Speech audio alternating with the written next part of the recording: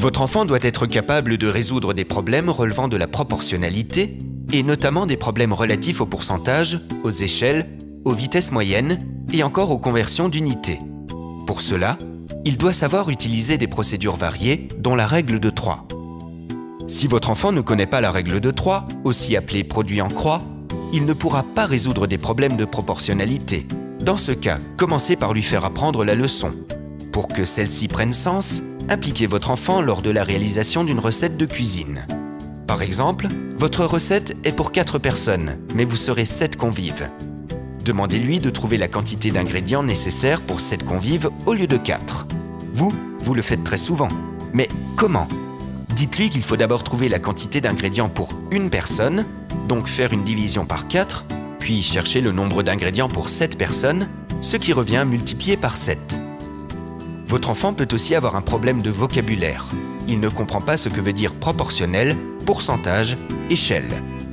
S'il ne comprend pas ce que veut dire proportionnel, demandez-lui de vous aider à calculer les quantités nécessaires lorsque vous en voulez 2 fois plus, 5 fois plus ou 3 fois moins. Par ces situations concrètes, la notion de proportionnalité prendra tout son sens. Si votre enfant ne comprend pas à quoi correspond un pourcentage, vérifiez qu'il connaît la définition donnée à l'école. Si la difficulté persiste, prenez par exemple une tablette de chocolat. Dénombrez le nombre de carrés de chocolat dans une tablette. S'il y en a 20 et que vous mangez 5 carrés, vous avez donc mangé 25%. Si vous en avez mangé 10, vous avez donc mangé 50%, etc. Puis, utilisez des situations de la vie quotidienne pour illustrer cette notion, solde, remise, augmentation de tarifs, TVA. Si votre enfant ne comprend pas très bien la notion d'échelle, sachez que celle-ci se comprend le mieux en manipulant une carte routière. Dites à votre enfant que la carte ne peut pas être à taille réelle. Prenez un exemple de trajet régulier, quand vous vous rendez chez papy et mamie qui demeurent dans une autre ville.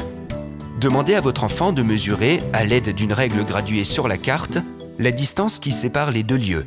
Celle-ci s'exprime en centimètres. Votre enfant comprendra aisément qu'il n'y a pas, par exemple, 5 cm entre votre maison et celle de papy. Il comprendra aussi que la carte est une représentation plus petite de l'espace réel. Dites-lui que sur cette carte, toutes les routes ont été représentées à la même échelle. Votre enfant ne comprend pas l'énoncé du problème. Tout d'abord, faites relire à voix haute l'énoncé du problème par votre enfant. Demandez-lui d'expliquer son contenu avec ses propres mots. Ne jugez pas sa façon de s'exprimer, mais écoutez s'il a compris. Si vous pensez qu'il n'a pas tout compris, posez-lui des questions qui le guideront dans la compréhension de l'énoncé. Aidez-le à trier les informations indispensables pour résoudre ce problème et mettre de côté les données superflues.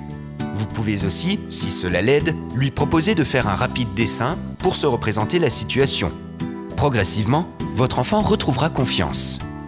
Et surtout, n'oubliez pas, c'est en posant le plus souvent des petits problèmes de proportionnalité que votre enfant utilisera les bonnes stratégies pour les résoudre.